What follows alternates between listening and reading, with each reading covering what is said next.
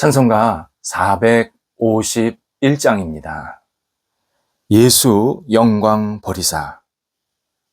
예수님 영광 버리시고 이 땅에 오신 것처럼 영광을 받을 줄 알고 섬기라 라는 가사 음미하며 찬양 드립니다.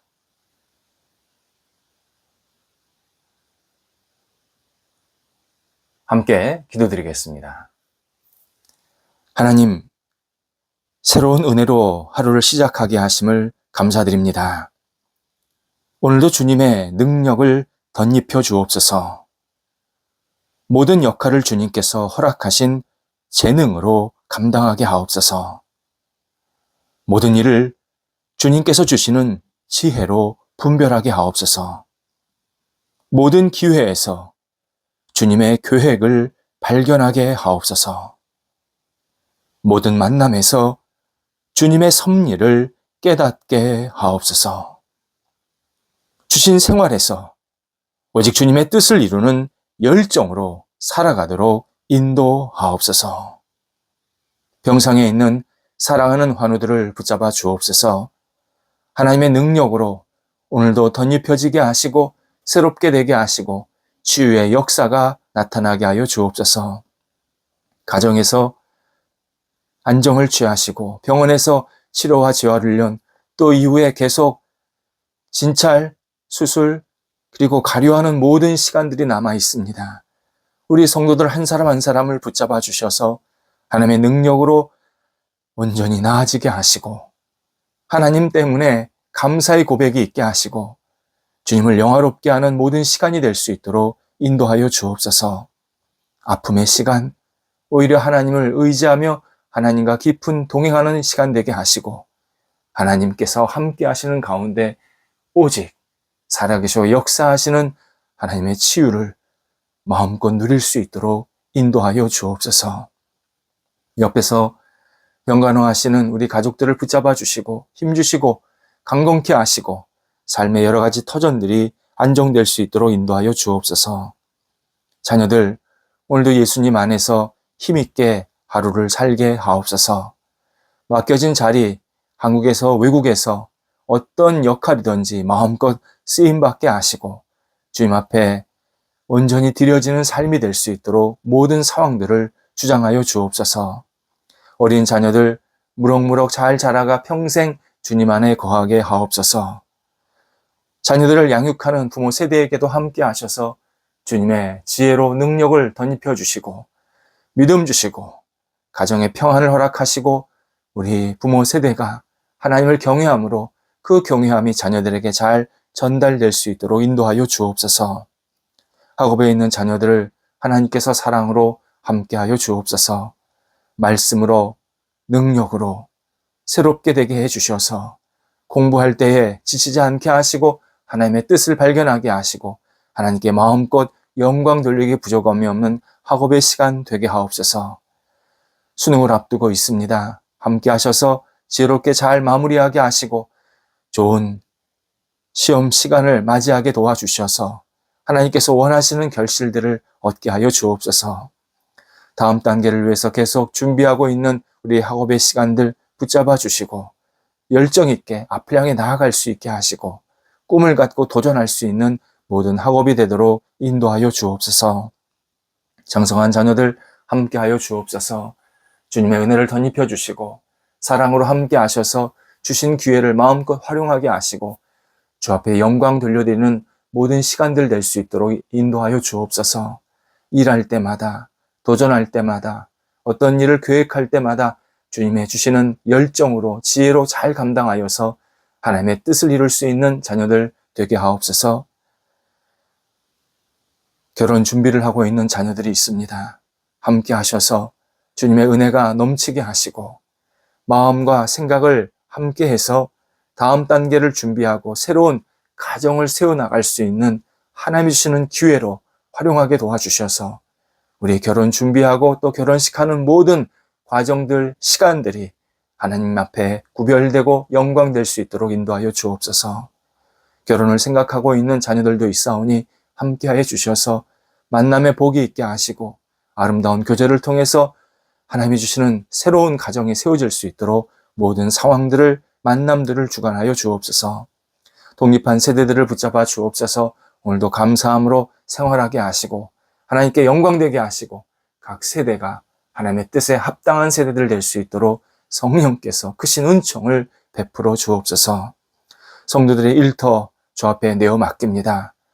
한 주간을 시작하면서 하나님 앞에 영광 돌리고 있사오니 하나님 마음껏 사용해 주셔서 하나님의 뜻이 이루어지는 귀한 일들이 되게 하여 주옵소서. 준비하고 계획하는 일들이 있사오니 하나하나 선하게 진행받게 하여 주시옵시고 결과가 하나님께 영광될 수 있게 하여 주옵소서. 하나님의 뜻과 계획과 방법대로 모든 것이 이루어져서 하나님 앞에만 마음껏 영광 돌려드리며 주께 허락하시는 충만한 결실로 말미암아 이 땅에서 복의 사람으로 우뚝 세워질 수 있는 모든 일터가 되도록, 그리고 일터에서 일하는 모든 성도가 되도록 함께하여 주옵소서. 어려움 중에 있는 것 주님께서 아시나이다.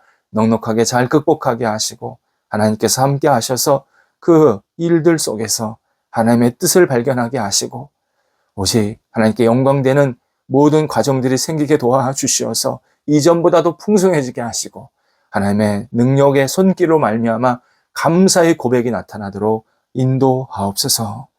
하나님, 우리 출타하는 성도들을 붙잡아 주옵소서. 오가실 때 성령께서 함께 하시고 감사함으로 잘 다녀오실 수 있도록 모든 여건들을 주장하여 주옵소서. 저희 나라가 하나님이 주시는 능력으로 맡은 바 역할에 충실한 사람으로 가득 채워지기를 간절히 기도드립니다. 불평과 원망하지 않게 하시고 주신 기회, 능력, 그리고 여러 가지 하나님께서 베푸신 복의 터전들을 소중히 여기면서 마음껏 쓰임받고 마음껏 도전하고 또 맡겨진 역할 속에서 충실한 저희 대한민국 사회 각자가 될 수 있게 도와주시어서 하나님 안에서 힘차게 앞을 향해 나아가도록 인도하여 주옵소서. 하나님께서 주시는 그 능력이 저희 대한민국 국민들에게 가득 채워지게 도와주셔서 열정을 가지고 앞을 향해 나아갈 수 있는 복 있는 대한민국 사회가 되도록 인도하여 주옵소서. 우리 성도들 오늘도 주님께서 허락하신 은혜 가운데에서 충만한 기쁨으로 힘차게 하루를 시작하게 하여 주옵소서. 주신 은혜, 주신 복, 주신 건강, 주신 능력 마음껏 활용하는 하나님의 사람들이 되시도록 인도하옵소서. 예수님의 이름으로 기도드립니다. 아멘. 오늘 우리에게 주시는 하나님의 말씀은 신약성경 마가복음 9장 33절에서 37절 말씀입니다. 마가복음 9장 33절에서 37절입니다. 살아계신 하나님의 말씀을 봉독합니다. 가버나움에 이르러 집에 계실새 제자들에게 물으시되 너희가 길에서 서로 토론한 것이 무엇이냐 하시되 그들이 잠잠하니 이는 길에서 서로 누가 크냐 하고 쟁론하였음이라. 예수께서 앉으사 12 제자를 불러서 이르시되 누구든지 첫째가 되고자 하면 뭇사람의 끝이 되며 뭇사람을 섬기는 자가 되어야 하리라 하시고 어린아이 하나를 데려다가 그들 가운데 세우시고 안으시며 제자들에게 이르시되 누구든지 내 이름으로 이런 어린아이 하나를 영접하면 곧 나를 영접하며 누구든지 나를 영접하면 나를 영접함이 아니요 나를 보내신 이를 영접함이니라. 아멘. 알베르토 슈바이처의 이력은 매우 독특합니다. 아버지는 개신교 목회자였습니다. 그 지역 자체가 가톨릭이 강세였는데 참 특이하게도 아버지가 종교개혁 신앙을 받아들여서 개신교 목회자로 목회를 신실하게 잘 감당하셨습니다. 어릴 때부터 당연히 신앙생활을 신실하게 했고 또 기도하고 말씀 읽고 이런 것을 굉장히 좋아하는 그러한 사람이었습니다. 음악적으로 오르간 연주자로 독주회를 열 만큼 뛰어난 실력도 갖추었습니다. 교회에서 오르간을 치는 것을 배웠지만 실제로 그에게는 음악적 재능이 있어서 이 바흐나 핸델 같은 사람들의 음악을 분석도 하고 그리고 나름대로 연주도 잘 했습니다. 신학을 공부합니다. 그래서 목사가 됩니다. 목사뿐만이 아니라 공부를 더해서 박사까지 되고, 그가 역사적 예수에 관한 탐구, 고찰이라는 유명한 서적도 씁니다. 이 내용은 저도 읽어보았지만 신앙적인 것은 아니었습니다.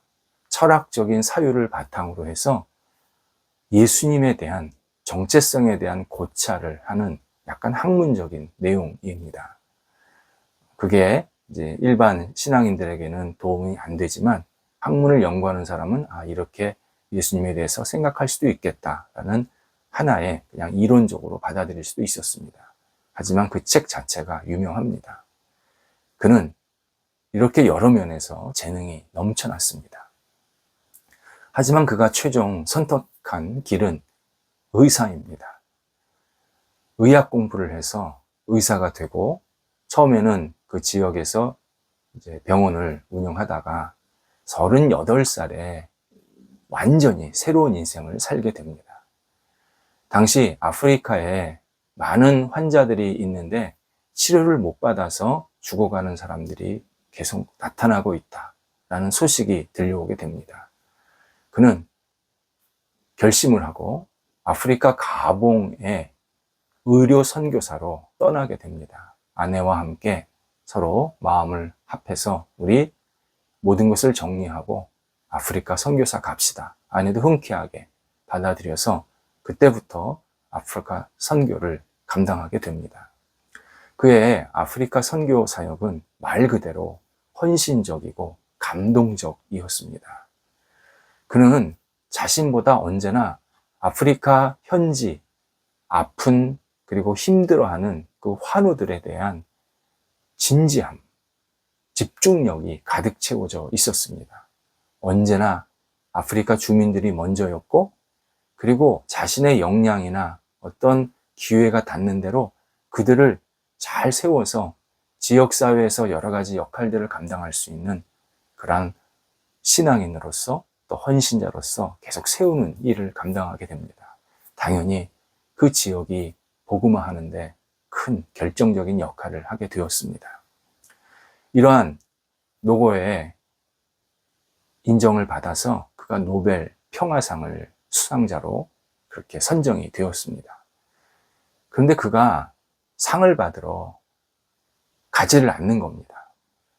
아프리카에서 북유럽까지 굉장히 먼 거리이기 때문에 비용도 많이 들고, 또 그런 과정 속에서 혹시 자기가 섬기고 있는 그 가봉에 있는 지역에 어려움이 생길까봐 안 갑니다. 대신에 노벨 평화상 그 주최자들, 주는 주최자들에게 내가 오고 가는 비용과 노벨 평화상 상금을 이곳 아프리카로 좀 보내달라. 이런 또 요청을 해서 그대로 그 상금과 비용을 다 받게 됩니다. 근데 워낙 어려운 지역이다 보니까 또 선교를 하다 보면 선교비가 모자른 겁니다. 이에 원래 그 사람 출신이 스트라스부르크, 지금은 프랑스인데요. 그때만 해도 독일 지역에 있었던 동네였습니다. 그러니까 막 치고받고 하다가 지금은 프랑스로 넘어간 건데요. 그 스트라스부르크가 자기 고향이었는데 거길 가서 모금을 하는 그런 시간을 갖게 되었습니다. 그때는 벌써 이미 세계적인, 국제적인 명사가 되어 있었습니다. 슈바이처가. 그러다 보니까 슈바이처가 이곳에 온단다 소문이 났고, 기자들이 기차 도착할 때까지 기다린 겁니다. 당시 기차는 칸마다 등급이 가려져 있었답니다. 그러니까 앞칸은 예를 들어서 1등석, 뒷칸은 3등석 이런 식으로 이렇게 나눠져 있었는데, 당연히 워낙 유명한 사람이다 보니까 기자들이 1등석에서 내릴 줄 알았는데 안 내리는 겁니다. 2등 칸으로 넘어가서 기다렸는데 또 안 내리는 겁니다. 3등 칸에 가니까 그제서야 맨 마지막에 나오더라는 겁니다. 기자들이 깜짝 놀라서 이렇게 먼 거리를 기차로 오시려면 힘들 텐데 왜 3등 칸을 타셨습니까? 혹시 기차표가 없으셨습니까? 물었습니다. 이때 슈바이처가 4등 칸이 없어서요.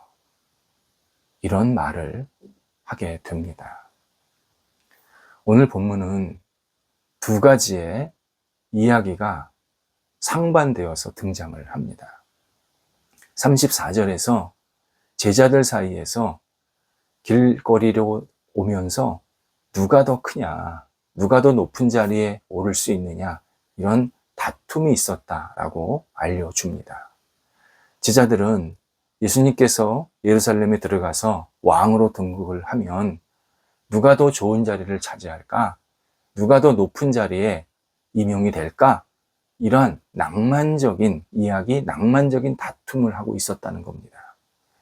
하지만 예수님은 35절에서 누가 더 큰지, 누가 더 높은 자리에 대해서 말씀하시질 않고 누가 더 잘 섬기느냐, 이것을 굉장히 강조하고 계십니다. 예수님께서 이 말씀을 하시는 이유가 있습니다. 이제 예루살렘에 들어가면 십자가를 지시는 겁니다. 예수님께서 십자가에서 고난을 받는데 누가 더 높은 자리에 가느냐, 누가 더 나은 자리, 괜찮은 자리에 있게 되느냐를 말하는 것이 그 자체가 적절치가 않다. 이 이야기, 이 말씀을 하고 계십니다. 그래서 오늘 본문에서 예수님은 당신을 믿고 따르는 이유가 무엇인지 우리 신앙인들의 영적인 상태를 굉장히 점검해 보라는, 진지하게 점검해 보라는 그러한 말씀을 우리에게 하고 계십니다. 어떤 신앙인은 예수님을 이용해서 더 나은 자리, 더 괜찮은 자리를 차지하고 싶어 합니다.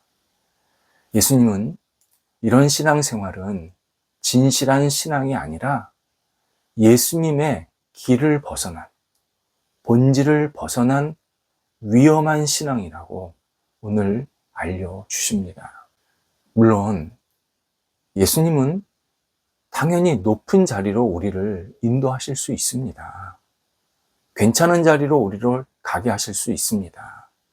그런데 그것은 섬김을 위한 자리, 가장 먼저, 가장 크게 섬기라고 주신 자리입니다. 그래서 어느 신앙인은 내가 맨 앞에 있다, 제일 먼저 죽을 자리다, 그런 표현도 썼습니다. 내가 높은 자리에 있다, 괜찮은 자리에 있다, 그러면 그것만큼 내가 섬김을 잘해야 된다. 누구보다도 솔선수범해서 섬기는 그러한 헌신자가 되어야 한다. 그런 의미에서 예수님께서 우리를 그 자리를 허락하신다. 이 사실을 알려주십니다. 본문에서 예수님은 그리스도인은 어린아이처럼 주님을 순전하게 따르는, 섬기는 사람이 되어야 한다. 강조하십니다. 어린아이, 자리 불평하지 않습니다. 어린아이가 관심 갖는 것은 내가 있는 자리가 부모랑 같이 있는가, 부모가 내 옆에 있는가, 부모가 나를 지켜보고 있는가, 그것을 기뻐하고 그것에 모든 관심이 있습니다. 마찬가지로 어린아이 같은 신앙이라는 것은 내가 높은 자리냐, 낮은 자리냐, 좋은 자리냐, 나쁜 자리냐 구분하지 않습니다. 그 자리에 예수 그리스도가 계신가, 그 자리를 예수 그리스도가 보고 계시는가, 예수 그리스도가 그 자리 속에서 어떻게 나에게 역할을 하기를 원하시는가, 언제나 예수 그리스도가 지금 내가 있는 자리에 계시는 것을 먼저 생각하는 신앙, 이게 어린아이 같은 신앙입니다. 사도 바울이 로마로 최종 전도지를 정한 이유가 있습니다. 당시 도시 로마는 제국의 수도였습니다. 모든 사람의 인생 목표지였습니다. 돈이 생기면 로마로 갔습니다. 어떤 일을 하려고 하면 로마로 갔습니다. 사람들은 로마에 가면 돈을 더 많이 벌 수 있고 정보도 얻고 사람도 만나고 그러면서 내 신분이 상승될 수 있다. 내가 제국의 중심에서 중요한 역할을 할 수 있다. 그러한 생각으로 거의 진짜 99%다 그런 생각으로 로마를 가는 겁니다. 그런데 바울은 로마는 복음을 들어야 할 도시다. 도시에 사는 그 로마인들은 오직 복음으로 새롭게 되어야 로마 제국이 희망이 있고, 그리고 이 로마가 앞으로 계속 하나님께서 기뻐하시는 대로 쓰임을 받을 수 있다. 이런 확신이 있었습니다. 그가 로마로 갈 때는 자신이 로마 시민권자이기 때문에 나는 로마에서 재판을 받아야 합니다. 라는 의미로 로마로 가겠다고 했고, 그래서 당연히 그의 권리에 따라서 로마로 이송이 되는 겁니다. 근데 그것은 겉으로의 이유였고, 실제 사도 바울의 로마행의 결정적인 목표는 로마의 복음화였습니다. 어떻게 하면 로마 사람들에게 복음을 빨리 많이 전달할 수 있을까? 이들이 어떻게 해야 하나님을 믿고 예수 그리스도를 나의 구원자로 고백하게 할 수 있을까? 여기에 온갖 관심과 집중을 다 가졌습니다. 그래서 본인은 고생하는 것 마다하지 않고 로마행으로 가는 겁니다. 바울이 로마로 갈 때 순교할 것 알았습니다. 바울이 기도하면서 내가 로마로 가면 큰 핍박이 있겠구나. 이걸 다 감지하고 있었습니다. 하지만 자신이 순교를 당하더라도 복음이 잘 전달된다면, 로마 시민들이 예수 그리스도를 믿게 된다면, 로마 제국이 십자가의 길, 섬김의 길, 하나님께 영광 돌리는 길로 따르게 된다면 나는 죽어도 괜찮다. 나는 이렇게 섬기다가, 이렇게 복음을 위해서 헌신하다가 세상을 떠나도 아무 문제가 없다. 당당하게 고백하게 됩니다. 그런데 이게 끝이 아니었습니다. 바울은 자기가 죽을 수 있지만 부활을 믿었습니다. 예수님께서 십자가에 죽으셔서 부활하셨듯이 내가 복음 때문에 죽지만 복음으로 다시 살아난다. 하나님은 분명히 나를 다시 살리신다. 이런 믿음의 확신을 가졌기에 로마행을 주저하지 않고 순교를 각오하면서 로마에 가서 복음을 전하다가 실제로 나중에 로마에서 순교를 당하게 됩니다. 섬김의 길은 생명을 얻는 길입니다. 예수님께서 우리가 섬기고 그리고 예수 그리스도의 이름으로 헌신할 때 절대 그 자리에 가만히 놔두시지를 않습니다. 나의 섬김을 통해서 주변이 그리고 사람이 계속 일어나고 부흥되게 하시고, 내 섬김을 통해서 결국 예수님께서 영광을 받으시면서 나도 예수님께서 가장 복되고 선한 모습으로 새롭게 세워주시는 그러한 은총을 경험하게 만드십니다. 섬김은 생명의 길이다. 이 진실을 추워도 의심하지 말아야 합니다. 기도하겠습니다. 하나님, 저희가 오늘도 주님 은혜 가운데에서 주변 사람들을 맡겨진 역할들을 섬기는 마음으로 만나고 감당하게 하여 주옵소서. 오직 주님이 주시는 능력으로, 지혜로, 열정으로 섬길 수 있게 도와주셔서 저희들의 섬김이 예수 그리스도의 복음이 확장되는데 선하게 사용되게 도와주시고, 저희의 마음이 섬김의 기쁨이 생기게 하시고, 이 섬김을 통해서 생명이 계속 부흥되며 일어날 수 있도록 하나님께서 친히 은총을 베풀어 주옵소서. 오늘도 저희가 가는 곳마다 섬김의 향기가 나타나게 하여 주옵소서. 예수님의 이름으로 기도드립니다. 아멘.